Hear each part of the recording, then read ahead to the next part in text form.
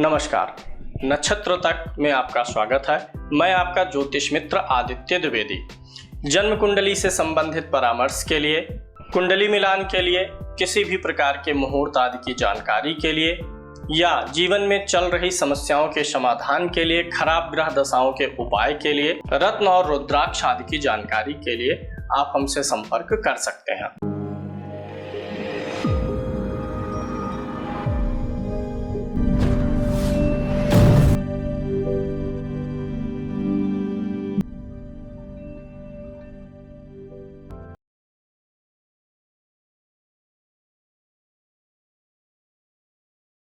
कुंभ लगन उनकी होगी जिनके प्रथम भाव में 11 नंबर की गिनती होगी, यानी लग्नेश कौन होगा? शनि होगा। तो इनके कुंभ लगन के धन भाव का स्वामी कौन सा ग्रह होगा? गुरु, क्योंकि द्वितीय भाव में 12 नंबर की गिनती पड़ेगी। तृतीय भाव में 1 नंबर की गिनती पड़ेगी, यानी मंगल का ये पराक्रम का कारक ग्रह कौन सा होगा? मंगल होगा। मंगल ही इस कुंडली में पराक्रम का कारक ग्रह होता है। सुख भाव का स्वामी कौन होगा? शुक्र होगा। संतान भाव का स्वामी कौन होगा? बुध, 3 नंबर। रोग ऋण शत्रु का स्वामी कौन होगा? चंद्रमा। दाम्पत्य का स्वामी कौन होगा? सूर्य। सूर्य और शनि प्रबल शत्रु हैं। तो यहाँ पे देखिए कुंभ लगन में सूर्य और शनि का मेल होता है। अगर पति कुंभ का है तो पत्नी सिंह, और अगर पत्नी सिंह होगी तो पति कुंभ का होगा। बड़ा गजब कॉम्बिनेशन ईश्वर ने बैठा दिया है। अच्छा, आप हमेशा देखेंगे लगन में किसी भी भाव में जो राशि है उसके सम्मुख 7वीं जो राशि होगी वो उसकी प्रिय राशि या उसकी मैत्री वाली राशि नहीं होगी, या तो सम होगी या तो शत्रु होगी। एकदम फेवर वाली राशि नहीं रहती। अभी इस पे मैं बोलता हूँ, एक कॉन्सेप्ट है, समझाता हूँ, इसको आगे बढ़ाते हैं। अष्टम भाव का स्वामी बुध होगा, नवम भाव का स्वामी शुक्र, एक दसम भाव का स्वामी पुनः मंगल होगा, एकादश भाव का स्वामी गुरु होगा, द्वादश भाव का स्वामी शनि होगा। कोई भी 2 भाव लीजिए आमने सामने परस्पर सप्तम, तो देखेंगे उनमें प्रबल मैत्री नहीं है। लगन लीजिए, लगन से सप्तम में सूर्य है, यहाँ का स्वामी कौन सा है? शनि है। लगन का स्वामी देखिए कौन सा है? शनि। और सप्तम का स्वामी कौन है? सूर्य है। तो अगर किसी व्यक्ति की कुंडली कुंभ लगन की है तो उसके पत्नी वाले भाव में सूर्य की राशि, और ये दोनों एक दूसरे की क्या होती हैं? मित्र नहीं होती हैं। या तो आमने सामने पड़ने वाली राशियां क्या होंगी? सम होंगी या तो शत्रु होंगी, या तो सम होंगी या तो शत्रु होंगी। ये इसका नेचुरल अर्थ क्या होता है? इस संसार में प्रकृति ने कॉम्बिनेशन डाला है, कलर कॉम्बिनेशन। हर चीज का एक कॉम्बिनेशन है। गोरा है, सांवला है, काला है, लाल है तो हरा है, नीला है, पीला है। कई रंगों को अगर एक ही रंग का यह पूरा सब कुछ संसार हो जाए तो उसमें नीरसता आ जाएगी ना। एक ही रंग, जैसे रोज लौकी ही खाने को मिले हमेशा तो मन भर जाएगा। तो लौकी, भिंडी, करेला, ऐसे प्रकृति ने अलग अलग रंगों को भरा है। पेड़ का रंग अलग है, पक्षी का रंग अलग है। अब अगर मान लीजिए लगन और सप्तम ये दोनों मित्र हो जाएं, अगर ये दोनों मित्र हो जाते तो क्या होता? दाम्पत्य का जो रंग है वह एक ही हो जाता और वो खत्म हो जाता, उसमें उतनी मिठास ना रह जाती। ये कुंभ है लगन में, यहाँ पे सिंह, दोनों की विचारधाराएं क्या होंगी? अलग होंगी। कुंडली में कितना भी गुण मिला के हम विवाह करेंगे तो लग्न और सप्तम इसीलिए गुण मिलाया जाता है कि जो लगन की राशि है, लग्नेश और सप्तमेश से, ये दोनों हमेशा विरोधी होते हैं, अलग अलग होते हैं, सेम नहीं होते। तो इसीलिए कुंडली मिलान कर लिया जाता है कि नेचर कम से कम काफी हद तक मैच करे। अब अगर एक चीज की कल्पना आप करिए, लगन और सप्तम दोनों मित्र हो जाए तो क्या होगा? तो ऐसा होगा कि जो विचार पति का रहेगा वही विचार पत्नी का भी रहेगा। या अगर कोई स्त्री की कुंडली है तो जो स्त्री विचार करेगी वही सेम विचार कौन करेगा? पति भी करेगा। दोनों के विचार सेम हो जाएंगे। और इस जीवन को चलाने के लिए समान विचार नहीं चाहिए। जैसे आप ऑफिस में काम कर रहे हैं या कहीं भी काम कर रहे हैं, अगर वहाँ पे आपको सिर्फ हाँ में हाँ मिलाने वाले लोग मिल जाएँ, जो भी आप करें उसको कहें हाँ, हाँ, सही है। तो आप भी जानते हैं इस संसार में हर व्यक्ति जो सोचता है उसे स्वयं तो लगता ही है कि मैं सही सोच रहा हूँ, मेरा निर्णय सही है। हो सकता है जितने पॉइंट्स पे हमने विचार किए हुए हों, उससे भी कुछ अलग पॉइंट्स हों जो हमारे नज़र में ना आए हों। तो जब समान विचारधारा के लोग ही एक पॉइंट पे डिसीजन लेंगे, तो लगभग-लगभग सब लोग वही सेम चीज़ सोच के हाँ, हाँ कर देंगे। लेकिन वहीं समान विचारधारा का नहीं रहेगा, अगर एक अलग व्यक्ति रहेगा, तो उसी चीज़ के बारे में सेम सब्जेक्ट पर वह व्यक्ति अलग तरीके से सोचेगा। कुछ पॉइंट्स वो अलग निकालेगा क्योंकि उसका नेचर अलग है। अब दाम्पत्य जीवन के परिप्रेक्ष्य में या किसी भी परिप्रेक्ष्य में आप देखेंगे, मान लीजिए आपने डिसाइड किया कि आपको कोई फला कार्य करना है। आपने कुछ ऑब्जर्व किया किसी व्यक्ति के बारे में, फ्रेंड के बारे में, आपने पहले बहुत धोखा खाया हुआ है। आपने सोचा चलो इस फ्रेंड पे भरोसा करते हैं, ऐसा-ऐसा है, ये भरोसेमंद है, इसको पैसा उधार दे देते हैं। तो फिर आप जब अपनी पत्नी से पूछेंगे, अगर वह भी सेम नेचर की है, यानी यहाँ कुंभ है, यहाँ भी इसका परम मित्र आ जाए सप्तम में, तो जैसा आप सोचते हैं वैसी ही आपकी पत्नी भी सोचेगी। लेकिन जब अलग होगा तो जैसा आप सोचते हैं, पत्नी आपसे या जीवन साथी उससे अलग हट के सोचेगा। और जब अलग हट के सोचेगा तो एक आपका कुछ विचार रहा और कुछ अलग विचार आपको अपने जीवन साथी से मिला। तो 2 विचार मिले, एक ही विचार नहीं रह गया, 2 अलग-अलग विचार आएँगे जब, तब उसमें करेक्शन की संभावना रहेगी कि हाँ, ये चीज़ मेरे ख़्याल में नहीं आई, ये मैं गलत सोच पा रहा हूँ शायद, इस पॉइंट को तुमने पकड़ लिया है। सिर्फ़ इसी मामले में नहीं, मैं तो सिर्फ़ एक उदाहरण दे दिया पैसा देने के मामले में, कई सारे मामलों में। शादी करनी है बेटी की, आपने कुछ जज किया लड़के में, उसकी चर्चा आप अपनी जीवन साथी से किए। तो चूँकि वह आपका जो लगन है उससे सप्तम में विरोधी लगन है, तो आपका जो जीवन साथी है वह कुछ अलग पॉइंट्स को पकड़ेगा उसमें, आपसे सवाल करेगा।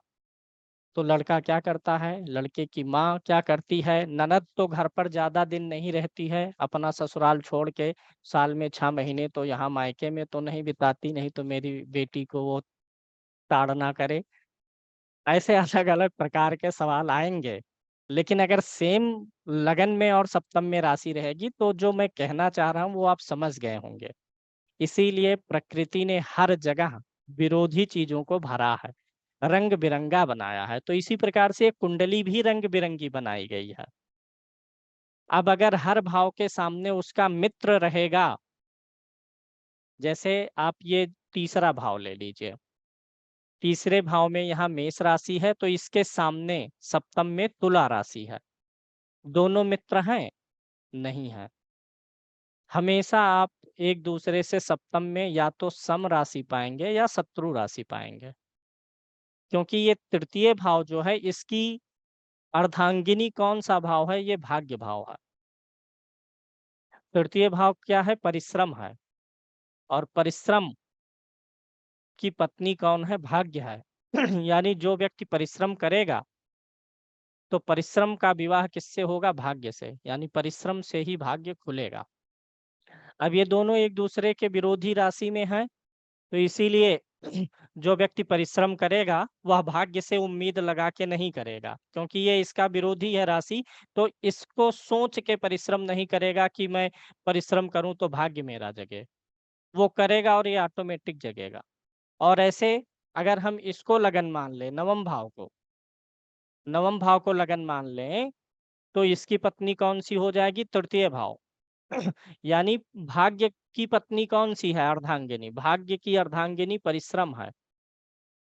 यानी अगर आपको भाग्य को सजोना है तो उसकी अर्धांगिनी को लेकर के आइए, परिश्रम को।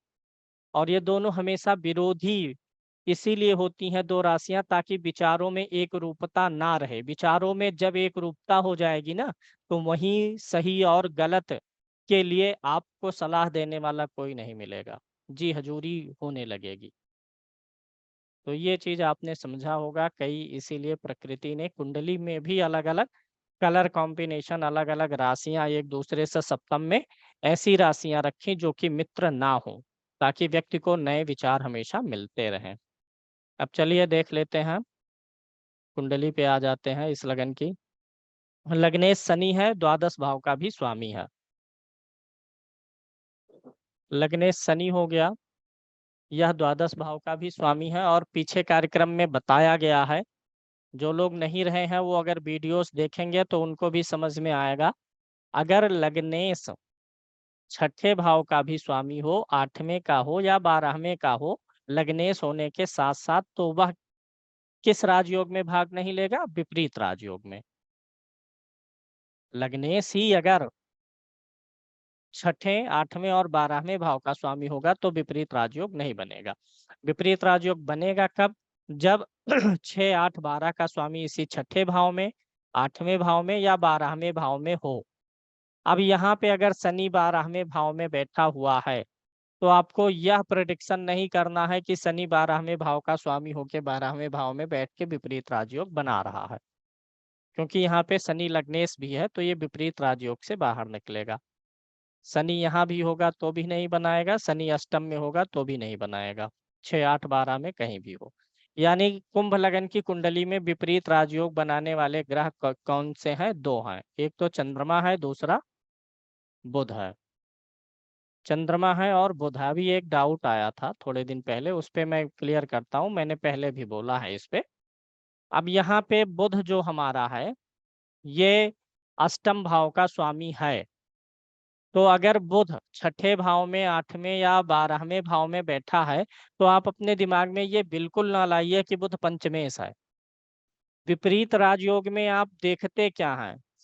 छठा घर, आठवां घर और बारहवां घर। तो अगर विपरीत राजयोग आप देख रहे हैं, तो 6, 8, 12 में बैठने पर ग्रह के, आपको उस ग्रह को 6, 8, 12 का ही स्वामी मानना है, क्योंकि सूर्य चंद्र को छोड़ के शेष सभी ग्रह 2 राशियों के स्वामी आएंगे। तो इस प्रकार से तो विपरीत राजयोग सिर्फ सूर्य और चंद्रमा ही बना सकेंगे। अब बुध यहाँ पर बैठा हुआ है, बुध यहाँ पर बैठा है, तो बुध विपरीत राजयोग देगा, क्योंकि विपरीत में हम 6, 8, 12 को ही कंसीडर करते हैं, तो हम यहाँ बुध को 8 का स्वामी मान करके ही कंसीडर करेंगे। जब बुध यहाँ बैठेगा, यानी इस 6, 8 और 12 को छोड़ के बैठेगा, तब आपको एक बैलेंस बनाना है कि बुध का पंचम भाव का फल कितना लेना है, अष्टम भाव का फल कितना लेना है। लेकिन जब बुध 6, 8, 12 में है, तो विपरीत राजयोग देखने के लिए इन्हीं भाव को लेना है और उस ग्रह को इन्हीं भावों का स्वामी भी मान लेना है। जब अन्य चीज एनालिसिस करेंगे तो वो अलग विषय। जैसे मान लीजिए बुध यहाँ पे बैठा है, तो अब बुध विपरीत राजयोग बना दिया, अष्टम भाव का स्वामी होके 12वें में है, 6, 8, 12 का स्वामी 6, 8, 12 में। अब हो सकता है बुध का एक अलग से फल होगा कि किसी भी भाव का स्वामी जब 12वें भाव में जाता है, तो वो उसके फल में हास होता है। तो पंचम भाव का स्वामी होके बुध 12 में जा रहा है, तो उसके फल में हास हो सकता है। किसके फल में? पंचम भाव के फल में। लेकिन जो अष्टम भाव का फल है विपरीत राजयोग वाला, ये हास नहीं होगा, ये बढ़ेगा, क्योंकि ये अष्टम भाव से बुध क्या बना रहा? विपरीत राजयोग। तो इस अष्टम से विपरीत राजयोग तो अपना देगा ही देगा। और पंचम के भाव में थोड़ी सी कमी आएगी संतान को लेकर के, बृहस्पति को भी देख लेंगे, पंचम भाव पे पड़ने वाली दृष्टियों को। यानी कभी भी विपरीत राजयोग में हमें उस ग्रह को 6, 8, 12 का ही स्वामी मानना है, दूसरे भाव का स्वामी मान के विपरीत राजयोग में एनालिसिस नहीं होगा। राजयोग का संबंध सीधे धन, सुख और समृद्धि से है। राजयोग का मतलब यह नहीं है कि वह ग्रह पीड़ा नहीं देगा। अपने कारकत्व में अपने से संबंधित भाव का जिसका स्वामी हो उसमें पीड़ा दे सकता है। राजयोग का सीधा मतलब है धन, सुख, समृद्धि, रुपया पैसा, फाइनेंशियल फ्रीडम, ये सारी चीजें देगा। अब किसी का विपरीत राजयोग बना, उसके पास धन खूब है, तो आप देखेंगे बहुत सारे ऐसे लोग मिलेंगे, धन खूब है लेकिन उसी ग्रह के कारण उनको शारीरिक कष्ट भी है। दमा हो गया, किसी व्यक्ति को स्किन प्रॉब्लम हो गई, पता चला उसी राजयोग देने वाले ग्रह के नाते ही शारीरिक कष्ट भी है। तो फल अलग अलग निकालेंगे। राजयोग का सीधा अर्थ ये निकालना है कि वो इनको सुखी बनाएगा। इसका मतलब यह नहीं कि अब वो किसी भी मैटर में दुख नहीं देगा। तो कुंभ लगन में शनि को हम राजयोग से बाहर रख दिए, विपरीत राजयोग से चंद्रमा और बुध विपरीत राजयोग बनाएंगे। इस कुंडली में एक अच्छा योग होता है। अभी पिछले क्लास में हमने कुंडली ली थी एक कुंभ लगन की, जिसमें राजयोग बना था। कुंभ लगन में बृहस्पति धन भाव का भी स्वामी होता है और लाभ भाव का भी स्वामी होता है। धन भाव और लाभ भाव दोनों का स्वामी गुरु है। यानी एक चीज देखिएगा, किसी भी कुंडली में अगर धन भाव का स्वामी अलग है, कोई दूसरा ग्रह हो, और लाभ का दूसरा ग्रह हो, व्यक्ति के जीवन में अर्थ, फाइनेंस का प्रभाव दो भाव रखते हैं। दूसरा भाव जिसे हम धन भाव बोलते हैं, और एकादश भाव जिसे हम क्या बोलते हैं, लाभ भाव। लाभ भाव क्या करता है, हमारे जीवन में हमारे इच्छाओं की पूर्ति कराता है, और उसी लाभ में से ये धन भाव कुछ सहेज के रख लेता है। जैसे ये लाभ भाव आपको देगा पैसा, इसने आपके पास 50,000 रुपए भेज दिए, ठीक है। अब इस धन भाव का क्या काम है कि जो आपके पास 50,000 आया, उसमें से ये प्रयास करे कि कुछ बचा के लेके जाए। आपके जो खर्चे हुए, कुछ भी हुआ, उनमें से शेष पैसे को ये बचा के ले जाएगा अपने पास। अगर ये द्वितीय भाव मजबूत है, तो व्यक्ति को जो लाभ हो रहा है, चाहे 10,000 का चाहे 50,000 का, अगर द्वितीय भाव मजबूत है, तो व्यक्ति के खर्चे कम करा करके उसमें से कुछ ना कुछ पैसे ले जा करके जोड़ के रखेगा, बैंक में रखेगा, किसी प्रकार से इन्वेस्ट कराएगा, ज्वेलरी खरीदवाएगा। अब मान लीजिए द्वितीय भाव कमजोर है, किसी व्यक्ति की 1,00,000 रुपए आमदनी है और द्वितीय भाव कमजोर है, यानी 1,00,000 रुपया आएगा और उड़ के खत्म हो जाएगा, ये ले नहीं जा पाएगा अगर ये कमजोर है द्वितीय भाव। और किसी व्यक्ति की आमदनी 10,000 है, बहुत सारे लोग कम कमा के भी बचा लेते हैं, 1,000 2,000 2,000 जोड़ के, उनकी कमाई के अनुसार वो अपनी बचत कर लेते हैं। कुछ लोग ज्यादा कमाई के बावजूद बचत नहीं कर पाते। इनकी आमदनी 10,000 है, लेकिन ये थोड़ा मजबूत है, तो ये पैसा खींच ले जाएगा, कहेगा लगाओ पैसा, इन्वेस्ट करो, भविष्य के लिए बचाओ। अब यहाँ पे एक चीज देखेंगे, इस लगन में क्या है, धन और लाभ दोनों का स्वामी गुरु है। कुंभ लगन में अगर बृहस्पति कमजोर हुआ, तो ये लाभ भाव जो आगमन का है, अगर बृहस्पति कमजोर हुआ तो ऐसे व्यक्ति का धन आगमन भी कमजोर होगा, और द्वितीय भाव का भी स्वामी वही है, बचत भी कमजोर होगा। ध्यान दीजिएगा, अगर दोनों अलग अलग ग्रह होते, इस भाव का स्वामी अलग होता, इस भाव का स्वामी अलग होता, तब हम देखते कि हाँ चलो, एक बलवान है एक कमजोर है, चलेगा। या तो दोनों बलवान हो जाए, या तो कम से कम एक कमजोर है तो एक ही बलवान रहे, इस बात के चांस बढ़ जाएंगे। लेकिन जब कुंभ लगन होगा, तो अगर बृहस्पति बलवान है, तो इनका धन भी बलवान हो जाएगा, लाभ भी बलवान हो जाएगा। अगर बृहस्पति कमजोर है, तो दो के दोनों भाव कमजोर हो जाएंगे। यानी कुंभ लगन पे बृहस्पति पे आपको ज्यादा ध्यान देना है, उनकी आर्थिक स्थिति के लिए कुंभ लगन वालों में गुरु पे ज्यादा ध्यान देना है। अच्छा, एक चीज और ऐसे नोट कर लीजिए, अगर कोई व्यक्ति विशेष आर्थिक कष्टों का सामना कर रहा है लगातार, तो अगर पति और पत्नी दोनों की कुंडलियों में बृहस्पति बिगड़ा हुआ है, तो ऐसा व्यक्ति लाख प्रयास करे, तब भी ऐसा व्यक्ति मन माफिक धन जीवन में नहीं कमा पाएगा। दोनों कुंडलियों में, एक में है तो हो सकता है कुछ उपाय वगैरह करके या अन्य योगों से मिल जाए फेवर, लेकिन किसी पति और पत्नी दोनों की कुंडली में अगर बृहस्पति बिगड़ा हुआ है, तो दोनों का जीवन धन की कमी से जूझेगा ही जूझेगा। तीसरे भाव का स्वामी मंगल होगा, जो कि पराक्रम का भी है, कर्म का भी स्वामी है। मंगल इस कुंडली में छठे भाव में बैठेगा तो खराब हो जाएगा, क्योंकि छठे भाव में वह नीच राशि में हो जाएगा। और मंगल जो है परिश्रम का भी स्वामी है और कर्म का भी स्वामी है। दोनों इन दोनों भावों का स्वामी हो करके क्या करेगा कि जब भी व्यक्ति परिश्रम करेगा, काम करने के लिए, कर्म बनाने के लिए व्यक्ति को मेहनत तो करनी ही पड़ती है, चाहे शारीरिक मेहनत हो चाहे बौद्धिक मेहनत हो। जब भी ये मेहनत करेगा बेचारा अपने कर्म को, यानी अपने कामकाज व्यवसाय को बढ़ाने के लिए, तो बीमार हो जाएगा, क्योंकि ये मंगल जो है परिश्रम का भी स्वामी है। जैसे परिश्रम करेंगे, परिश्रम भाव का स्वामी नीच का है, तुरंत तबीयत में प्रॉब्लम आ जाएगी। तो कुंभ लगन में मंगल का नीच होना व्यक्ति के कार्य क्षेत्र में परेशानी पैदा करेगा। व्यक्ति को अधिक मेहनत नहीं करना चाहिए, नॉर्मल रूप से चले। जैसे ही वह अधिक इफर्ट लगाएगा वह बीमार हो जाएगा। किसी भी कुंडली में अगर मंगल नीच का होगा तो व्यक्ति के पीठ में, मांसपेशियों में और कमर में दर्द की शिकायत रहेगी।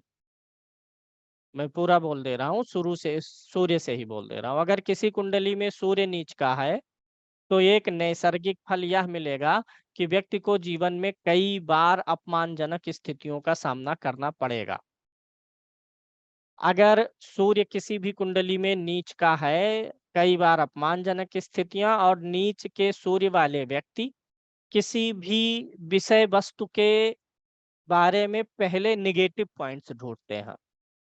सकारात्मक पॉइंट्स बाद में ढूंढें या ढूंढें ही ना, लेकिन निगेटिव पॉइंट्स पहले ढूंढना पसंद करते हैं। अगर आपने एक योजना उनके सामने प्रस्तुत की तो वो उसके सफलता से पहले उसके असफलता के चांसेस के बारे में पहले पूछ लेंगे। तो ये सूर्य का हो गया। अगर किसी कुंडली में चंद्रमा नीच का होता है, चंद्रमा अगर किसी भी कुंडली में किसी भी भाव में हो, ये जनरल फलादेश है, ये मिलेगा ही मिलेगा। चंद्रमा नीच का हो और वह शुक्ल पक्ष में पूर्णिमा के आसपास का ना हो, यानी उसमें अधिक चंद्रबल ना हो, हल्की सी लकीर टाइप में हो या कृष्ण पक्ष का ही हो, तो ऐसा व्यक्ति मानसिक रूप से हमेशा पीड़ित रहेगा। और ऐसे व्यक्ति बचपन में ज्यादा दिनों तक आम बच्चों की अपेक्षा बिस्तर गीला करते हैं, अधिक उम्र तक। ऐसे लोग बचपन में बिस्तर गीला करेंगे और इनका 12 साल की अवस्था जो होती है वो बीमारियों से पीड़ित चलती है, कुछ कुछ ना कुछ स्वास्थ्य की समस्या आती रहती है। बुध नीच का होगा तो व्यक्ति के व्यक्तित्व में ये गजब आपको असर दिखेगा। ऐसा व्यक्ति जैसे ही तनाव लेगा, अगर बुध किसी का नीच का है तो ऐसा व्यक्ति जैसे ही थोड़ा तनाव लेगा, ऐसे व्यक्ति की वाणी में या तो बोल लीजिए हकलाहट, या तो बोल लीजिए ऐसा कुछ होने लगेगा कि जैसे जुबान उसकी लड़खड़ा रही हो। और ऐसा व्यक्ति उस समय बड़ी तर्कहीन बातें करेगा। बुध के नीच होने में अगर व्यक्ति को क्रोध आया या तनाव आया तो व्यक्ति तर्कहीन बातें खूब करेगा। गुरु अगर नीच का है तो क्या होगा? अगर किसी की कुंडली में गुरु नीच का होगा तो ऐसे व्यक्ति को किसी भी, गुरु के नीच होने पर ऐसे व्यक्ति को किसी भी सब्जेक्ट, सब्जेक्ट मतलब विषय, सब्जेक्ट ये सब्जेक्ट सोशल साइंस और फिजिक्स वाला नहीं, जीवन के परिप्रेक्ष्य में किसी भी विषय पर हमेशा पूर्ण रूप से सही मार्गदर्शन नहीं मिलेगा।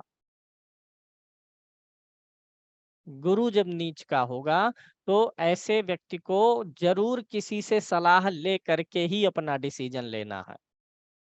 गुरु अगर व्यक्ति का नीच है, ये एक समस्या और आएगी जीवन में। एक बार कम से कम, अगर कुंडली बहुत अच्छी है तब भी, खराब है तब तो बार बार आर्थिक समस्या जरूर जीवन में पीड़ित करेगी। शुक्र नीच का है तो क्या होगा? अगर किसी व्यक्ति की कुंडली में शुक्र नीच का है तो व्यक्ति का कभी ना कभी किसी स्त्री के मामले में अपयश होना है।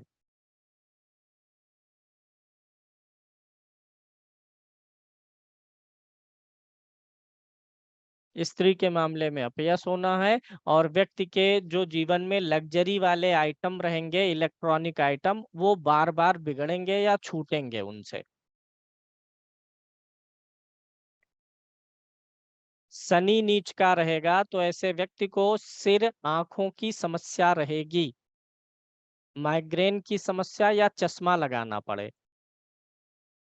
शनि के नीच होने पर सिर आंख की समस्या आपको मिल जाएगी और ऐसे लोगों को बचपन में सिर पे कुछ ना कुछ चोट लगी होती है। इसका कारण क्या है बचपन में लगी होगी? क्योंकि जब पैदा होगा उसी समय तो शनि नीच का रहेगा मेष राशि पे।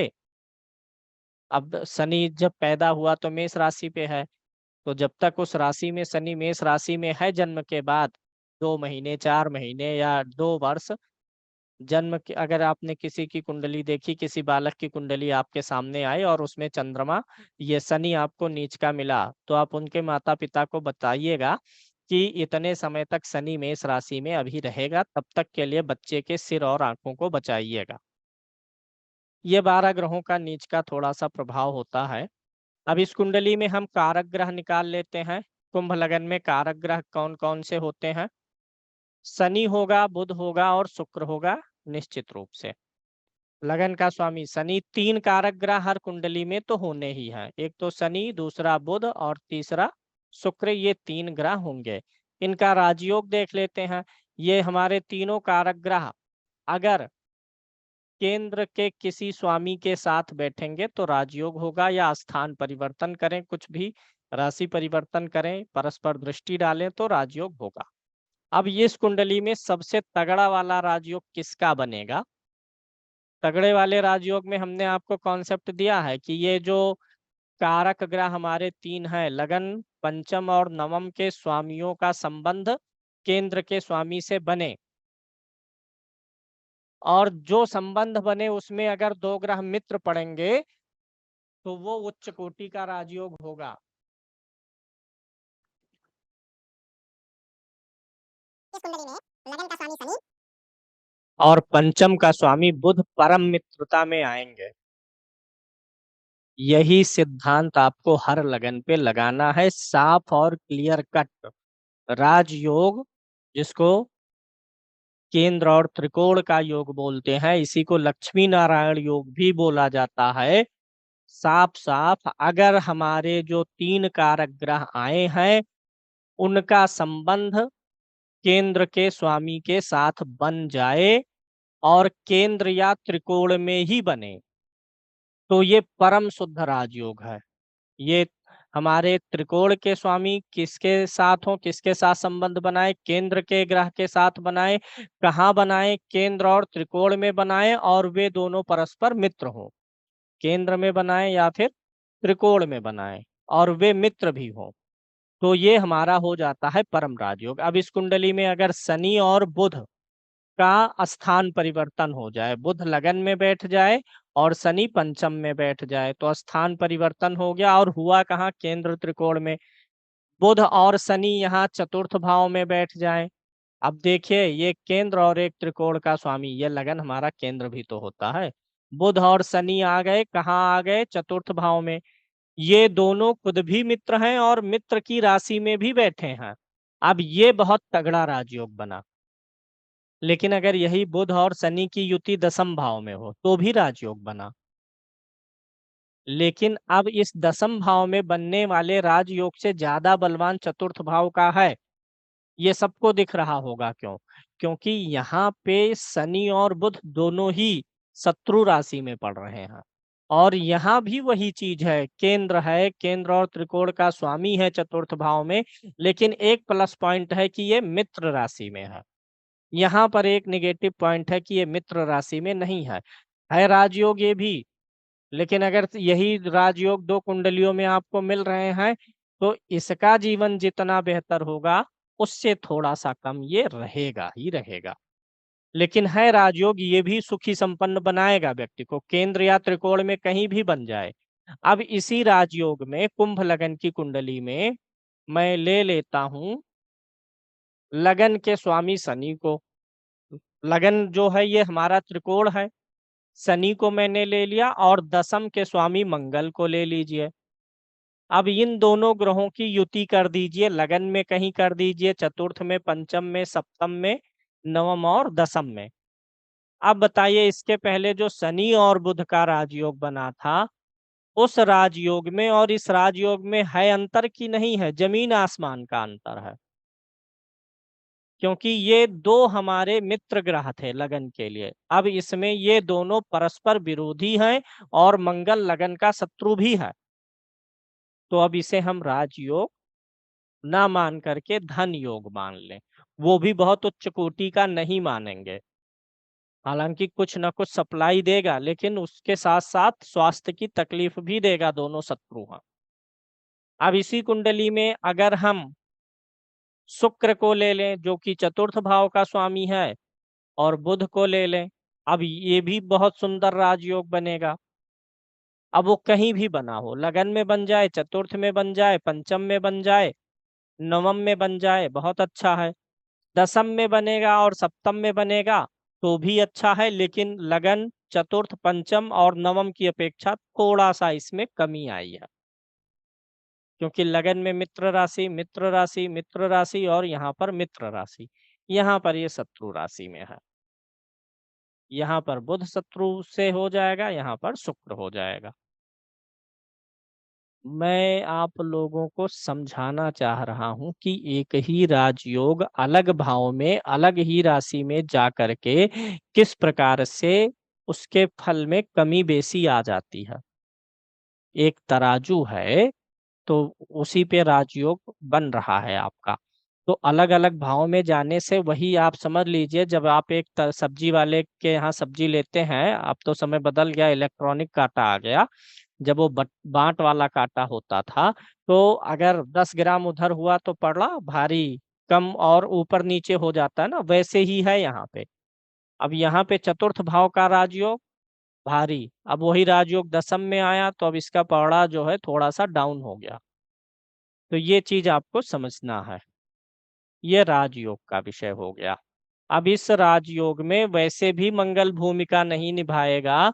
एक चीज और नोट कर लीजिए, अगर हमारे कारक ग्रह का संबंध केंद्र स्थानों के साथ में हो तो राजयोग है, लेकिन हर लगन में एक ग्रह जो केंद्र का स्वामी मिलेगा, जैसे यहाँ पे मंगल मिल रहा है दसम भाव का स्वामी, हर लगन में कोई एक ग्रह ऐसा भी होगा जो केंद्र का स्वामी होने के साथ साथ अगर वह ग्रह तीसरे भाव, मतलब जो मारक वाले भाव मैंने बताए थे, तीसरे, छठे, दूसरा को छोड़ देंगे और लाभ भाव को छोड़ देंगे, क्यों? क्योंकि राजयोग में धन का महत्व होता है, तो धन योग यहाँ पर जोड़ लीजिए, तीसरा, छठा, आठवां और 12वां भाव का भी अगर वह स्वामी है केंद्र के साथ साथ, तो उसे राजयोग से हटा दीजिए। तो यहाँ पे मंगल तो वैसे भी लगन का शत्रु है, और अभी मैंने बताया मंगल बहुत अच्छा योग करेगा नहीं, तीसरे का भी स्वामी बन गया है, तो मंगल इस कुंडली में राजयोग नहीं पैदा करेगा। अब अगर मंगल शुक्र के साथ होगा, चूंकि मंगल शनि के साथ में परम शत्रुता है, तो मंगल और शनि में हम बहुत ज्यादा पोटेंशियल नहीं देख पा रहे हैं। बुध और मंगल में भी ज्यादा पोटेंशियल नहीं है, लेकिन मंगल और शुक्र में थोड़ा सा पोटेंशियल है, क्योंकि इन दोनों की युति ही अपने आप में लग्जरी दे देती है व्यक्ति को, भोग विलास का योग ही ये होता है। और ऐसे में जब मंगल कर्म का स्वामी और शुक्र भाग्य का स्वामी हो करके युति करें, राशि परिवर्तन करेंगे, तो व्यक्ति को जीवन में लग्जरी खूब मिलेगी। तो कुंभ लगन में मंगल और शुक्र की युति को ना राजयोग बोलिए, ना धन योग बोलिए, बल्कि क्या बोल दीजिए, विलास योग, लग्जरी योग। ये आपको समझ में आ गया होगा, ऐसे आप इंटरप्रिटेट करिएगा। मारक पे चलते हैं इस लगन के लिए। द्वितीय भाव का स्वामी और सप्तम भाव का स्वामी हर कुंडली में मारक होता है, लेकिन बहुत सारे लग्नों में जो लग्नेश होगा वही द्वितीय भाव का भी स्वामी होगा, जैसे मकर लगन में। तो जो लग्नेश है वही द्वितीय भाव का स्वामी है, तो उसका मारकत्व प्रभावी नहीं होगा। है तो मार्केश, हल्का फुल्का परेशानी देगा, लेकिन हल्के फुल्के परेशानी को हम मारक नहीं मानेंगे। कोई ऐसा ग्रह निकालना है जो कुंडली में पीड़ित हो, तो उसकी दशा अंतर्दशा हमें शारीरिक, आर्थिक, मानसिक सभी प्रकार के संताप दे जाए पीड़ित होने पर। ऐसा कौन सा ग्रह है? हम निकाल लेंगे मारक ग्रहों में। कौन कौन सा भाव?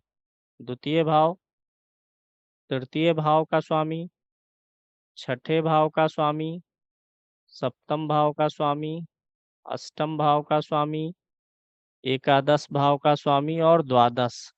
इन भावों में से जो ग्रह दो भावों का स्वामी हुआ होगा वो प्रबल मारक होगा। अगर दो ग्रह रिपीट नहीं होंगे तो सूर्य और चंद्रमा में से हम देख के एक को उठाएंगे, क्योंकि अगर सूर्य चंद्रमा स्वामी जब होते हैं इन भावों में तो ग्रह रिपीट होने की संभावना थोड़ी कम होती है। एक तो हमारा द्वितीय भाव का स्वामी कौन सा ग्रह हुआ? गुरु। गुरु हो गया। तृतीय भाव का स्वामी कौन हुआ? मंगल। छठे भाव का स्वामी कौन हुआ? चंद्रमा। सप्तम भाव का स्वामी कौन हुआ? सूर्य। अष्टम भाव का स्वामी कौन हुआ? बुध। एकादश भाव का स्वामी कौन हुआ? गुरु। द्वादश भाव का स्वामी कौन हुआ? शनि। देखिए कौन सा ग्रह रिपीट हुआ है? गुरु। गुरु यहाँ पर एक बार है, गुरु यहाँ पर एक बार है, तो इस कुंडली का प्रबल मारक ग्रह कौन हुआ? गुरु हुआ। और कोई ग्रह रिपीट नहीं हुआ है। अगर और कोई ग्रह रिपीट नहीं हुआ है तो सप्तम भाव का स्वामी हमें लेना है, सूर्य। सप्तम भाव का क्यों? सप्तम भाव जो है वो लगन का प्रबल शत्रु है और मारक भाव भी है। सामान्य सूत्र से भी दूसरे भाव और सातवें भाव को मारक कहते ही हैं। तो यहाँ पे सूर्य हो गया। चंद्रमा भी इसमें मारक में आएगा, लेकिन चंद्रमा को मारक कहने के बजाय जो है, अगर हम सूर्य चंद्रमा में कंपैरिजन करेंगे तो सूर्य लगन का ज्यादा शत्रु है। सूर्य और शनि में प्रबल शत्रुता है, तो हम सूर्य को ले लेंगे। और चंद्रमा भी इसमें अशुभ ग्रह में आ जाएगा। मंगल इसमें सम ग्रह में आएगा, क्योंकि वह एक केंद्र का भी स्वामी है। मंगल सम हो जाएगा। अगर कोई क्रूर ग्रह किसी केंद्र भाव का स्वामी है तो वो अच्छा देने का प्रयास करता है। जैसे शुभ ग्रह केंद्र का स्वामी हो तो केंद्राधिपति दोष लगता है ना, तो जब शुभ ग्रह नहीं होगा तो केंद्राधिपति दोष नहीं लगेगा। तो इस लगन में गुरु और सूर्य प्रबल मारक है। अब यहाँ एक चीज समझने लायक है, ये जो गुरु है ये प्रबल मारक भी हो रहा है और धन से जुड़े दोनों भावों का स्वामी भी है। धन भाव, लाभ भाव, दोनों भावों का। यानी कुंभ लगन में गुरु का पीड़ित होना व्यक्ति को आर्थिक कठिनाई कुछ ज्यादा ही दे देगा। धनागमन में भी तकलीफ और धन बचाने में भी तकलीफ। यानी कुंभ लगन में बृहस्पति अगर अगर कोई दूसरी कुंडली हो तो धन भाव का स्वामी अलग हो जिसमें और लाभ भाव का अलग हो तो एक गनीमत है। एक बिगड़ेगा तो हो सकता है एक सही रहे। इसमें क्या है, अगर बिगड़ा तो वही एक ही ग्रह दोनों का है, यानी जिसका बनेगा उसका खूब अच्छे से बन जाएगा, जिसका बिगड़ेगा उसका खूब अच्छे से बिगड़ भी जाएगा। तो इस चीज का ख्याल रखेंगे। कुंभ लगन में बृहस्पति गड़बड़ हो, ऐसे हर लगन में देख लेना चाहिए कि कौन सा ग्रह फाइनेंस को ज्यादा पीड़ित कर रहा है। देखिए आपके पास जो सवाल आएंगे वो या तो फाइनेंस से जुड़े हुए आएंगे, कैरियर से जुड़ा हुआ ज्यादा आएगा, या हेल्थ से जुड़ा हुआ, ऐसे सवाल ज्यादा आएंगे। कैरियर और फाइनेंस, हर आदमी आज के समय में उम्मीद लगाए रखे है कि मेरा कैरियर बहुत अच्छा हो जाएगा, बढ़िया मैं सेटल हो जाऊंगा, घर गाड़ी बंगला हो जाएगा। मतलब हर आदमी इस प्रयास में है कि फाइनेंशियल फ्रीडम आ जाए लाइफ में। 100, 200, 500, 1000 रुपए खर्च करने के लिए सोचना ना पड़े। तो उसी से रिलेटेड वह अपने काम से सवाल पूछेगा, धन से। तो कि आपको द्वितीय भाव, लाभ भाव और कर्म भाव पर कुछ ज्यादा ही विशेष ध्यान दे करके सीखना पड़ेगा। संस्थान में अब आपको ज्योतिष का कोर्स भी मिल जाएगा। इसके लिए आप हमारा ऐप नक्षत्र तक गूगल प्ले स्टोर से डाउनलोड कर लीजिए। इस कोर्स में आप ज्योतिष के ए से शुरू करके जेड तक जा सकते हैं, यानी बेसिक से एडवांस तक के सारे आपको लेसन स्टेप बाय स्टेप मिलते हैं, जो कि एक क्रमबद्ध तरीके से होते हैं, जहां ज्योतिष के पीडीएफ नोट्स भी आपको मिलते हैं और लाइव क्लासेस की रिकॉर्डिंग भी मिलती है। डाउट्स वगैरह के लिए भी वीडियोस आपको मिलते हैं। जूम क्लास से लाइव जोड़ करके मैं आप लोगों के शंकाओं का समाधान भी करता हूं।